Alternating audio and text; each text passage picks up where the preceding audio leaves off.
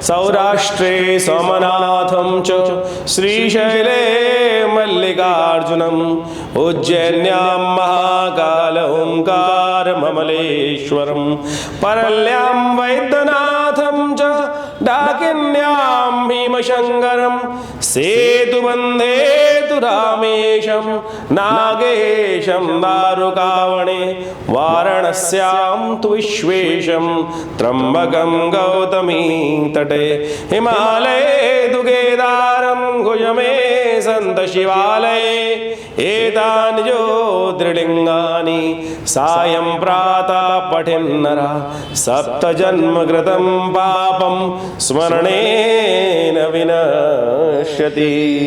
नमस्कार, स्वागत है आपका आचार्यवाणी में। मैं आचार्य डॉक्टर विक्रमादित्य आपके साथ हूँ आचार्यवाणी चैनल पर।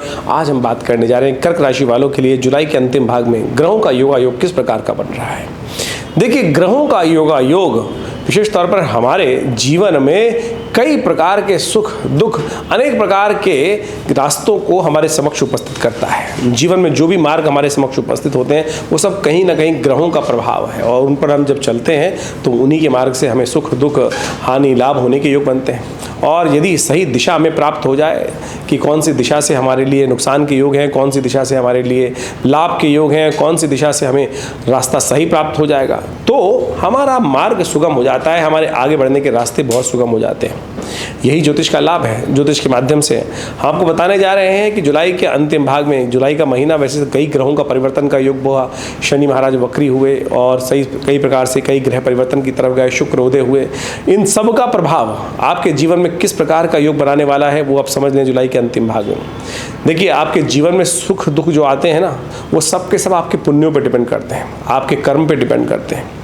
यदि हम पुण्यों को बढ़ा लें तो बहुत सारे कष्ट जीवन में कब आए कब चले जाएं पता ही नहीं चलते हैं, और जब पुण्य घट जाते हैं तब जीवन में कष्ट, थोड़ा सा भी कष्ट जो होता है वो भयावह परेशानी देने के योग दे देता है।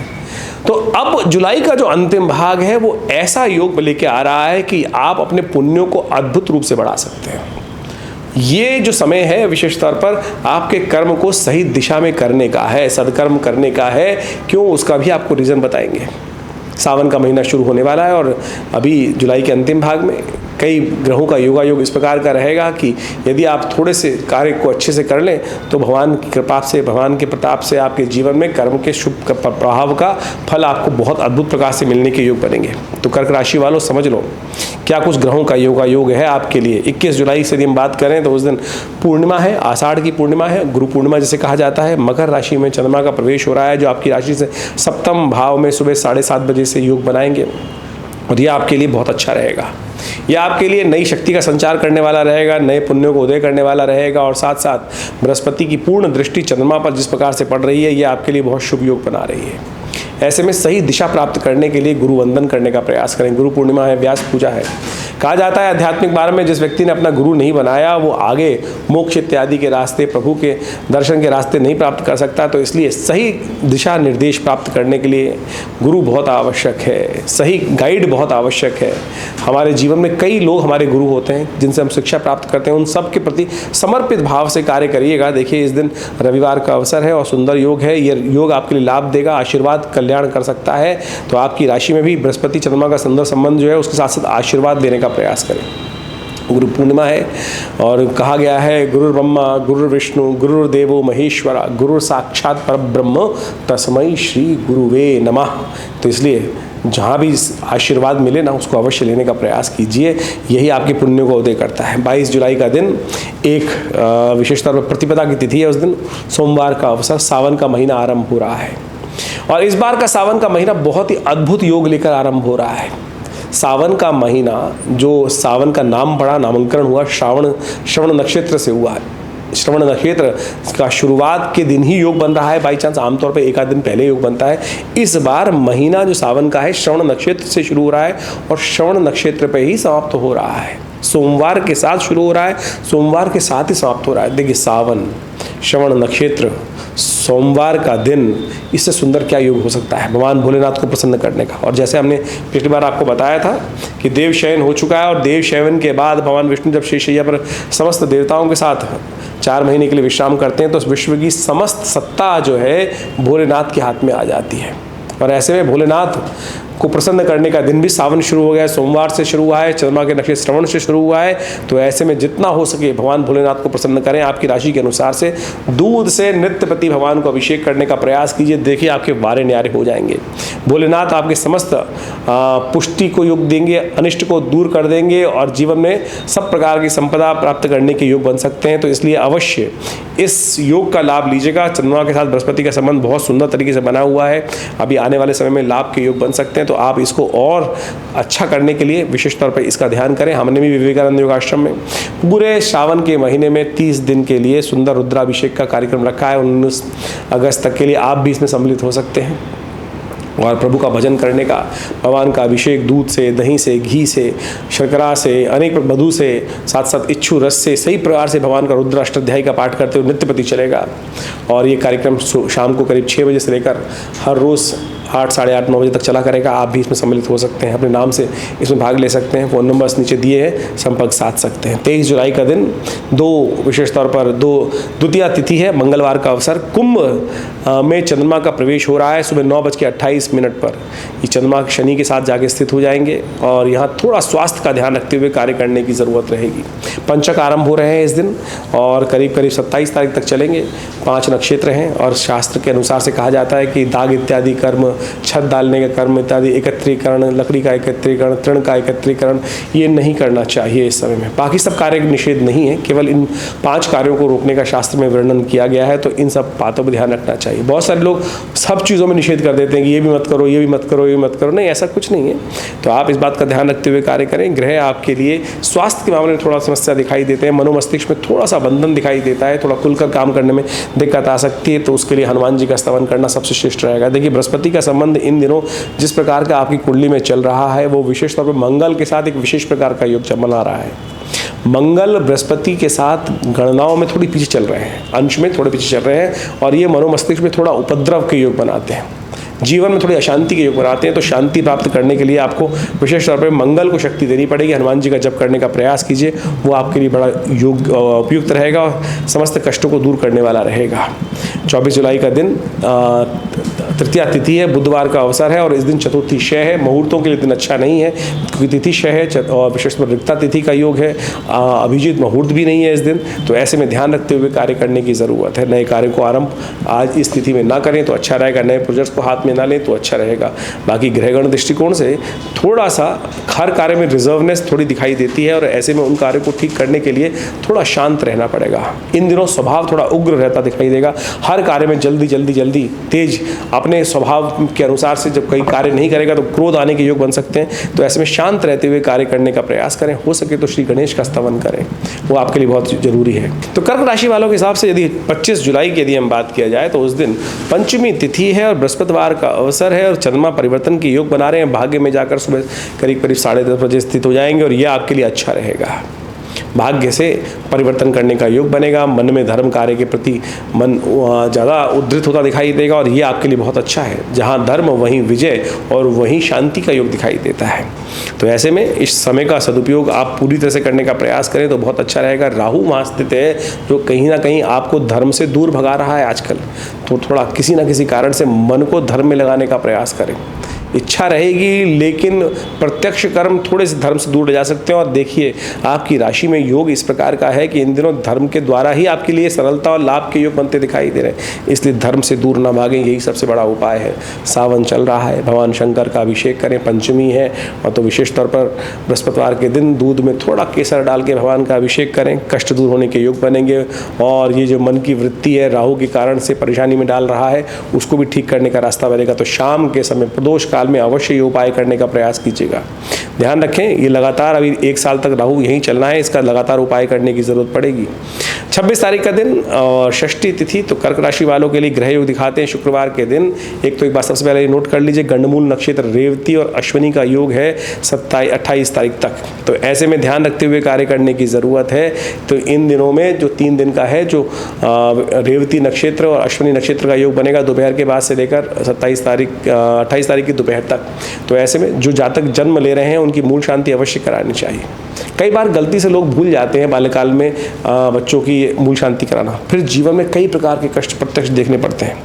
और समझ में आता नहीं क्यों हो रहा है। और यदि मूल शांति करा ली जाए 27 दिन तक 1,000 जप मंत्र का, मूल शांति के मंत्र का, तो कहा देखा जाता है कि बहुत सारे कष्ट दूर हो जाते हैं। अब जीवन में कष्ट किस कारण से वो भी देखना चाहिए, लेकिन यदि ये सही गणमूल के कारण से है तो उसका निवारण करना बहुत आसान है, इसको अवश्य कराना चाहिए। ग्रह नक्षत्रों के दृष्टिकोण से यदि देखा जाए तो ग्रह आपके अनुकूल दिखाई देते हैं, बस थोड़ा शांत रह के काम करने का प्रयास कीजिएगा।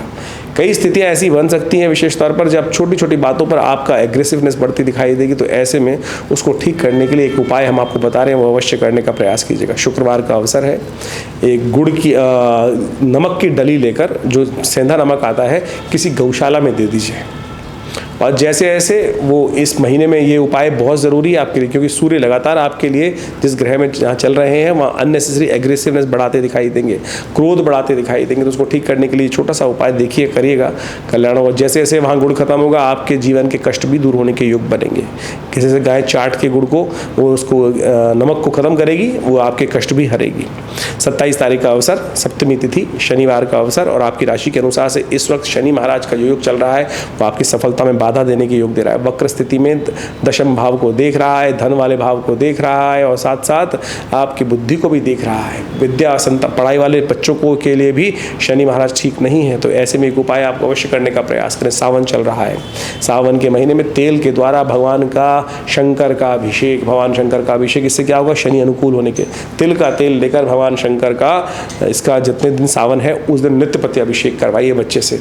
जिसके भी जीवन में ये ग्रह योग चल रहा है, कर्क राशि वालों के लिए ये उपाय पूरे मास यदि करने सावन के महीने में, तो इससे बढ़िया उपाय नहीं है। लोग लगे हैं शनि के मंदिरों में लाइनों में, और विशेष तौर पर तेल डोम को देने के लिए, लेकिन ये जो उपाय हम बता रहे हैं, एक थोड़ा सा तेल लेकर ओम नमः शिवाय का जप करते हुए, या एक मंत्र है, शन्नो देवी रविष्ट्रया आपो भवन्तु पीतये शन्नो रविष्ट्रवन्तु नः। ये उपाय यदि श्रावण के महीने में कर लिया जाए तो वेद मंत्र है, रुद्राष्टाध्यायी के अंतर्गत आया है, तो दोबारा सुना देते हैं, शन्नो देवी रविष्ट्रया आपो भवन्तु पीतये शन्नो रविष्ट्रवन्तु नः। ये विशेष मंत्र है शनि को प्रसन्न करने का, और वेद मंत्र है, और देखिए इससे आपके कष्ट दूर होंगे, और नित्य प्रति उपाय करेंगे तो बहुत अच्छा रहेगा। शनि को मनाइए, बहुत ज़रूरी है। ग्रह परिवर्तन की तरफ जा रहे हैं, और ये परिवर्तन का योग आपके लिए अच्छा रहेगा, दिखाई देता है, अच्छे होने के योग दिखाई देते हैं। भद्रा है, सुबह 10:30 बजे तक ध्यान रखिएगा, सुबह 10:30 बजे तक नया कार्य करने से बचें, नए प्रोजेक्ट को हाथ में लेने से बचें। 28 तारीख की प्रेडिक्शन जान लीजिए कर्क राशि वालों के लिए। कर्क राशि वालों 28 तारीख को रविवार का अवसर, कालाष्टमी का योग। ग्रह नक्षत्रों के दृष्टिकोण से चंद्रमा परिवर्तित हो चुके हैं, और ये चंद्रमा परिवर्तित होकर आपके कार्यों का फल आपको पूरी तरह से देने के योग बना रहे हैं। जो लोग विशेष तौर पर कई बार सोचते हैं हम काम कर रहे हैं और कहीं ना कहीं उसका फल हमें प्राप्त ना हो, ऐसा नहीं होगा, आपको पूर्ण फल प्राप्त होगा। इसलिए पूर्ण लिप्तता के साथ तटस्थ होकर कार्य में लगे, अच्छा रहेगा। कालाष्टमी है, भगवान शंकर का शिवलिंग के रूप में पूजन कालाष्टमी से ही आरंभ हुआ। कृष्ण पक्ष की जो अष्टमी होती है उसको कालाष्टमी कहा जाता है भगवान शिव की उपासना के लिए, और शुक्ल पक्ष की जो अष्टमी होती है वो दुर्गा अष्टमी कहलाती है। तो कृष्ण पक्ष की अष्टमी सावन के महीने में जो पड़ रही है, भगवती भगवान का प्रसन्न करने के लिए है। भगवान का नर्मदेश्वर स्वरूप का पूजन करें, षोडशोपचार पूजन करें, देखिए मनोरथ सिद्ध करने के योग बनेंगे। 29 जुलाई को नवमी तिथि है, सोमवार का अवसर है, सावन का दूसरा सोमवार है, और चंद्रमा इस दिन उच्च के होने जा रहे हैं। बृहस्पति के साथ, मंगल के साथ सुंदर संबंध स्थापित करने का योग बना रहे हैं। आने वाले 2-3 दिन में आपके प्रोजेक्ट्स में, आपके कार्यों में कोई ना कोई लाभ की स्थिति बन सकती है। आपका ग्राफ सफलता की तरफ, लाभ की तरफ जाने के योग बनाता दिखाई दे रहा है। देखिए सावन का दूसरा सोमवार है, ये विशेष दिवस है भगवान शंकर की आराधना करने का। जितना हो सके भगवान शंकर का सुंदर इच्छु रस से अपनी मनोकामनाओं का ध्यान करते हुए उनका गन्ने के रस से अभिषेक करें, देखिए मनोरथ सिद्ध होने के योग बनेंगे। और विवेकानंद योगाश्रम में जैसा हमने कहा, लगातार पूरे सावन के महीने में रुद्राभिषेक का कार्यक्रम है। सावन के 5 सोमवार पर बहुत विशेष कार्यक्रम रहेगा, आप भी उसमें सम्मिलित हो सकते हैं। और रुद्राष्टाध्यायी का पूर्ण सुंदर व्यवस्था से पाठ चलेगा, आप उसमें सम्मिलित होइए, मनोकामना सिद्धि के योग बनेंगे। 30 जुलाई का दिन, दशमी तिथि, मंगलवार का योग। और ग्रह नक्षत्रों के दृष्टिकोण से आप समझें, आपके लिए ग्रह योग तो अच्छे चल रहे हैं, लेकिन बृहस्पति के साथ मंगल का योग जो है वो कहीं ना कहीं थोड़ा कष्ट देने के योग बना रहा है। अभी भी मंगल लगातार चलते चलते बृहस्पति के साथ, बृहस्पति से अंशों में पीछे है, और ज्योतिष के दृष्टिकोण से ये अशांति का योग है। विश्व में कहीं ना कहीं ऐसी घटनाएं बनती दिखाई देंगी जिससे अशांति की तरफ लोग अग्रसर हो सकते हैं, कुछ ना कुछ उग्र स्थिति बन सकती है। तो ऐसे में ध्यान रखें, आपको को भी मनोमस्तिष्क में शांत रखने का प्रयास की हनुमान जी की आराधना करना सबसे अच्छा रहेगा। 31 जुलाई का दिन, एकादशी का दिन, कामदा एकादशी का योग, और ये कामदा एकादशी समस्त कामनाओं को पूर्ण करने का योग देती है। भगवान विष्णु शेष शैया पर विश्राम कर रहे हैं, ऐसे में उनका शैया परिवर्तन, करवट परिवर्तन करने का सुंदर पूजन कर सकते हैं, उनका विशेष तौर पर चरणामृत ग्रहण कर सकते हैं, तुलसी दल उन्हें अर्पित कर सकते हैं। ये सारे पूजन कर कर आपके ग्रह योग जो सुंदर योग बना रहे हैं उसमें और ज़्यादा अच्छा योग आपके लिए बन सकता है। बृहस्पति के साथ चंद्रमा मंगल का सुंदर योग और सूर्य का साथ शुक्र का योग लग्न में जो बना हुआ है, ये आपके लिए संपूर्ण प्रकार से कष्टों को दूर करके लाभ की स्थिति को प्रशस्त करता दिखाई दे रहा है। इसलिए अपने कार्यों में केवल सरलता, अध्यात्म, धर्म और पूजा पाठ को स्थान दीजिए। आपकी राशि में योग है इन दिनों कि जितना आप अध्यात्म की तरफ जाएंगे, जितना धर्म की युक्त रहेंगे, उतने आपके घर में सुख संपदा रहेगी। और धर्म विहीन हुए तो फिर बच्चों को भी परेशानी होने के योग बन सकते हैं, तो इस बात का ध्यान रखते हुए कार्य करने की ज़रूरत है। तो इस प्रकार से ज्योतिष की जो गणनाएं हैं वो बहुत प्रत्यक्ष है। दिन प्रतिदिन आपके जीवन में समय, हर क्षण में आपके जीवन में क्या होने वाला है, इतनी सूक्ष्म ज्योतिष के अंतर्गत गणनाएं आती हैं कि क्योंकि हर समय जो है परिवर्तन की तरफ जा रहा है। उस परिवर्तन को समझने का, उस ग्रह योग को समझने का योग ही ज्योतिष विज्ञान का मुख्य उद्देश्य है। और उसके द्वारा आपके जीवन में समय किस प्रकार से चल रहा है, क्या चल रहा है, यदि वो सही अवगत हम पहले से हो जाए तो बहुत सारे जीवन के कष्ट जो हैं उसको हम जीवन से दूर कर सकते हैं। ये तो ज्योतिष की काल गणना का एक सुंदर उदाहरण आपके समक्ष बताते रहते हैं हम। इसके साथ साथ आपकी मूल जन्म पत्री में ग्रह योग किस प्रकार के हैं, उनमें किस प्रकार के योगा योग पड़े हुए हैं। देखिए, ऐसा समझें कि अब गोचर में तो सब पूरे विश्व को हमने 12 भागों में बांटकर उनकी जन्मपत्री ग्रह ज्योतिष के अनुसार समझने का प्रयास किया, लेकिन व्यक्ति की अपनी जन्मपत्री में कौन से राजयोग हैं, कौन से दरिद्र योग हैं, कौन से कष्ट के योग हैं, कौन सी दशाएं चल रही हैं, कौन सी अंतर्दशाएं चल रही हैं, कौन सी योगनी दशाएं चल रही हैं, इसके अलावा ग्रहों का बलाबल कितना है।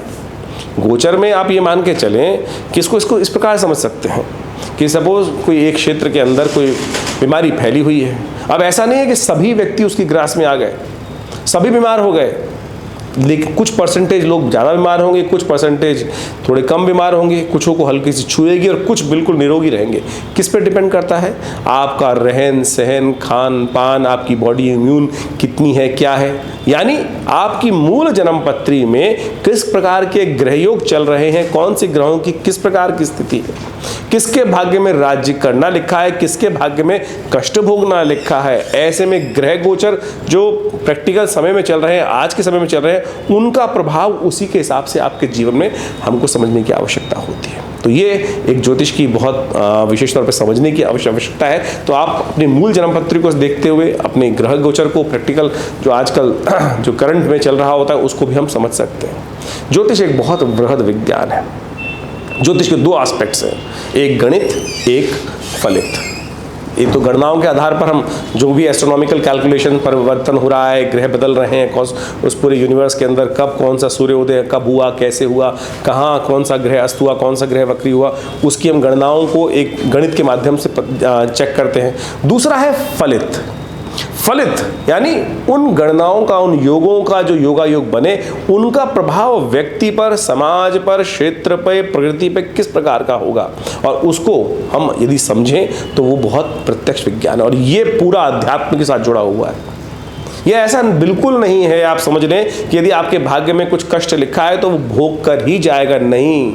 ऐसा समझें कि संसार में वृष्टि हो रही है, बारिश हो रही है, तो सभी थोड़ी भीग रहे हैं, सभी थोड़ी भीग रहे हैं, सभी थोड़ी कष्ट में हो रहे हैं। किसी का भाग्य ऐसा है कि वो महल में बैठा हुआ है, उस वर्षा का आनंद ले रहा है।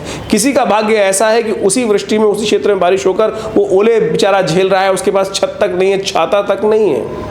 ये सारा का सारा आप समझ लीजिए आपका कर्म। ये कर्म के हिसाब से है कि उसने कर्म किया, दूसरे व्यक्ति ने कर्म करके अपना सुंदर मकान बना लिया, व्यवस्था बना ली। तो ये कर्म के द्वारा आप परिस्थितियों को चेंज कर कर दुख को सुख में परिवर्तित कर सकते हैं। हाँ, उसके साथ उल्टा भी हो सकता है। यदि दुष्कर्म करोगे तो सुख जो है वो दुख में परिवर्तित हो सकता है। तो इसलिए इन काल गणनाओं को समझना परम आवश्यक है। ज्योतिष ने इन्हीं समस्त योगा योगों को हमारे ऋषि मुनियों ने सुंदर तरह से व्याख्यात करके अनंत हजारों लाखों ग्रंथों का निर्माण कर कर उन योगा योग को वहाँ पर समझाने का प्रयास किया। पाराशर, होरा, जैमिन, ये सारे के सारे अनंत जो ग्रंथ हैं, इन सब की गणनाएं हैं बिल्कुल अद्भुत है। कैसे उस ग्रंथ में लिखा हुआ एक छोटा सा योग आपकी कुंडली में जब हम देखते हैं तो बिल्कुल फलीभूत होता है, सेम तरीके से जो वहाँ लिखा गया कि इसके जीवन में इस प्रकार की स्थिति बनेगी, और वही जब देखते हैं सूत्र लगाकर तो बिल्कुल प्रत्यक्ष बैठता है। यही चमत्कारिक प्रभाव है, ये हमको अच्छा गहन शोध अध्ययन करने के उपरांत चीज़ें समझ में आती हैं।